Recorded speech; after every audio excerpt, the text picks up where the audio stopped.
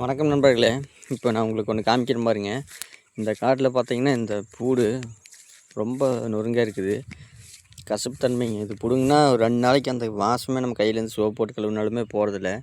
இது பார்த்தீங்கன்னா நம்ம காட்டுக்குள்ளே அங்கங்கே தெரியும் பாருங்க. இந்த நேர் இருக்கிற காட்டுக்குள்ளெல்லாம் வந்துடுச்சுங்க இந்த பூடு. அந்த மலைக்கு அந்த விதைகளை வந்து பாருங்க எப்படி பொலியிலெல்லாம் இறங்கிக்குதுன்னு பாருங்க. இது பொலியிலேயே இறங்கி முளைச்சி கிடக்குது காட்டுக்குள்ளேருந்து. இது அப்படியே நீ அடுத்து அந்த அவங்க காட்டுக்கு போகு, நம்ம காட்டுக்கு வரு. நம்ம காட்டில் வந்தாச்சு. அந்த நேர் தான் இருக்குது எல்லாம். இந்த காடு நேர் அந்த இது அந்த காட்டிலெல்லாம் இருக்குதுங்க. அதையும் விட்டால் கொத்தமல்லி பூடு சுற்றி எல்லா காட்டிலையுமே இருக்குது.